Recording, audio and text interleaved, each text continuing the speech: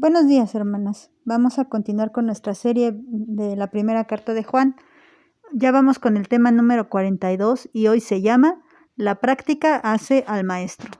Solamente vamos a leer el versículo 18 del capítulo 5. Recuerden que estamos ya en la conclusión de esta carta y todos estos puntos que hemos estado estudiando los estamos viendo ya desde la perspectiva como que Juan quiso ponerlos como para resumir como los puntos más destacados y más importantes de su carta. El capítulo 5 enumera todo lo que él habló durante toda la carta. En el tema anterior hablamos del pecado que es de muerte y lo diferenciamos.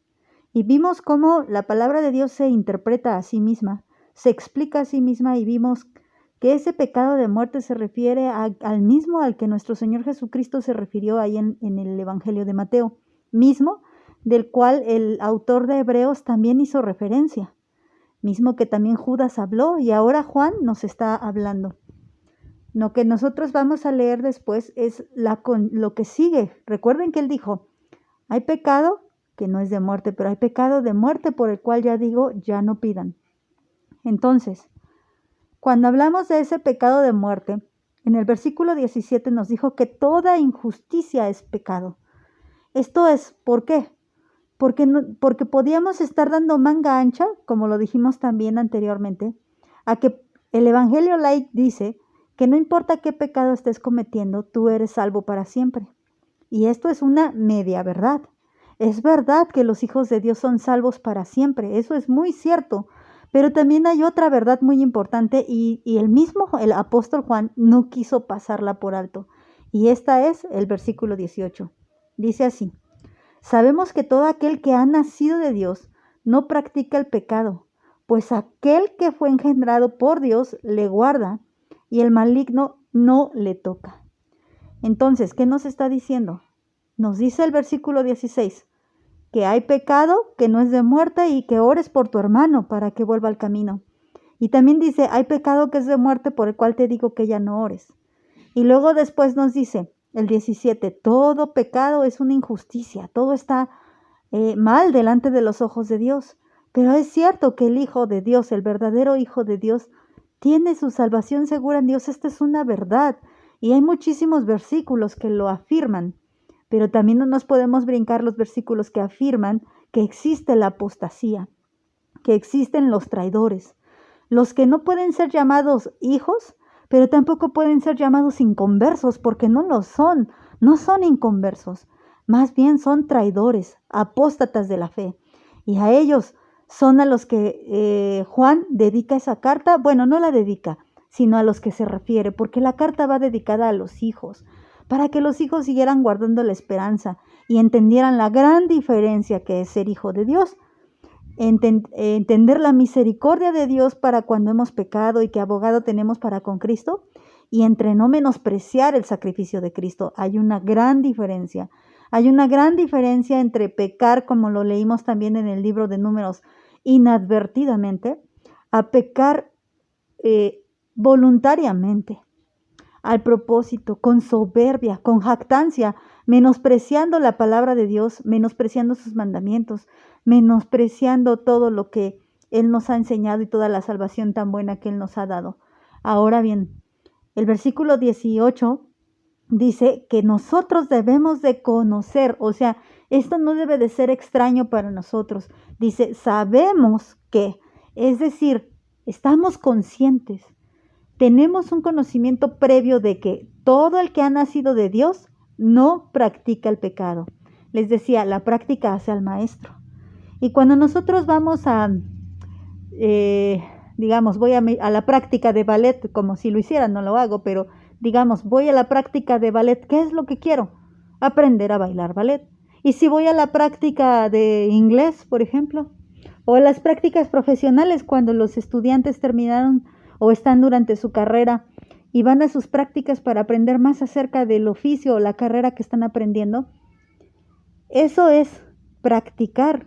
Creo que no es tan difícil el significado de la palabra practicar. Es hacer algo repetidas veces hasta que logremos, digámoslo así, dominarlo. Entonces dice que un verdadero hijo de Dios, alguien que realmente es nacido de nuevo, no practica el pecado. Cuando tú abres tu Biblia y la lees todas las mañanas, tú estás practicando la verdad. Cuando tú todos los días vas a tu lugar secreto y te pones de rodillas y cantas alabanzas y oras al Señor, estás practicando la verdad. Pero cuando alguien sabe que algo está haciendo en contra de la palabra de Dios, digamos pornografía, y tal vez esa persona va y siempre está buscando en el internet o en las revistas o no sé cómo le haga para buscar la pornografía, está practicando algo que hace constantemente. Esto no puede ser una actitud cómoda en un hijo de Dios.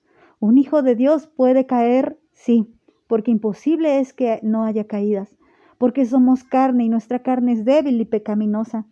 Pero hay una gran diferencia entre pecar ocasionalmente, pecar inadvertidamente, a estar practicando. Hermana, ¿cuáles son tus prácticas?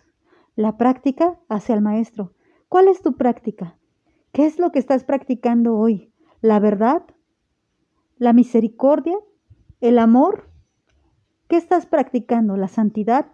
¿Estás practicando para que cada vez te parezcas más a Dios? ¿Estás yendo a esas clases recurrentes para parecerte cada vez más a tu maestro? ¿O estás yendo a las prácticas recurrentes para parecerte más a Satanás? Porque recuerda que Él es el padre de toda mentira. Él es asesino. Él peca desde el principio. Y los que pecan están practicando parecerse más a Él. Pero hay una gran diferencia entre los que no practicamos el pecado. Dice la siguiente parte, sino que aquel que fue engendrado por Dios le guarda y el maligno no le toca. Esta es una cosa impresionante. ¿Has oído hablar de lo que es abrir puertas? La palabra de Dios no lo dice así, pero lo voy a mencionar de esta manera. ¿Por qué Satanás puede hacer y deshacer en la vida de muchas personas? Déjame decirte que Satanás no puede tocar a un verdadero nacido de Dios. Aquel que tiene digámoslo así, la sangre, aunque no estoy hablando de algo físico, estoy hablando de algo espiritual, la sangre, los genes, el ADN de Dios corriendo por sus venas. Estoy hablando en sentido espiritual. El maligno simplemente no puede tocarlo, porque esa persona ha nacido de Dios. Miren, voy a leerles en otra versión.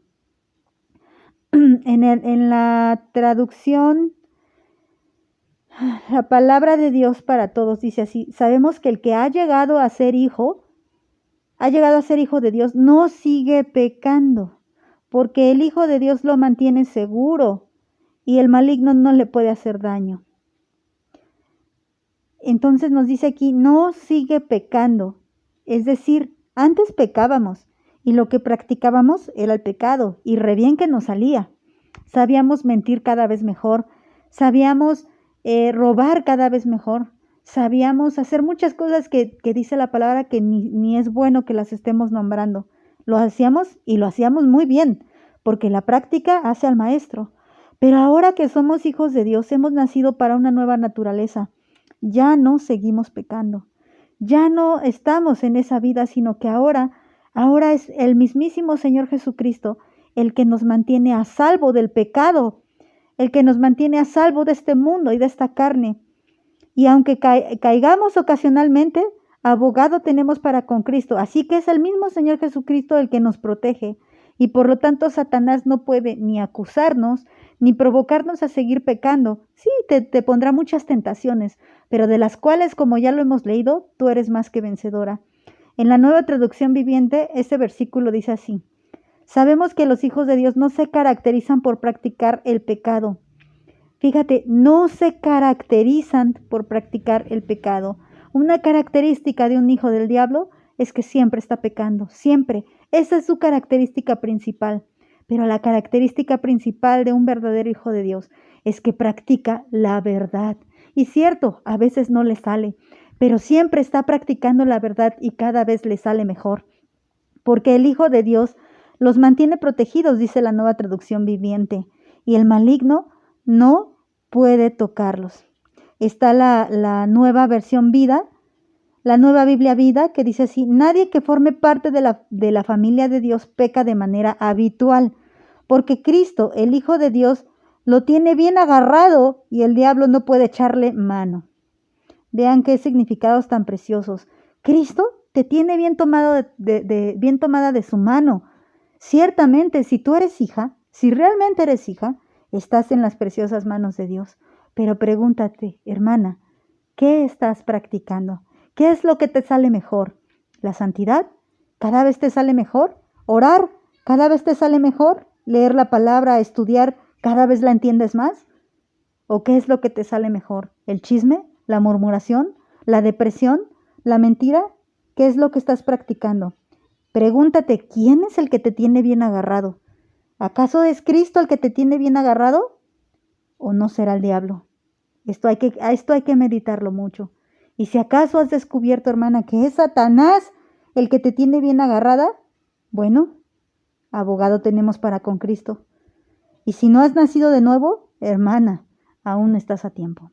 O no diría hermana, más bien diría amiga, aún estás a tiempo. Busquemos hacer lo que Dios nos está mandando, poner en práctica lo que Él nos está enseñando. Y poner en práctica no es hacerlo una vez, es hacerlo siempre, hasta que nos salga. ¿Y sabes cuándo nos va a salir? Hasta que estemos allá arriba. Hasta ahí estaremos completas, perfectas y en toda plenitud, hasta que lleguemos a la medida del varón perfecto. Que Dios te bendiga, hermana.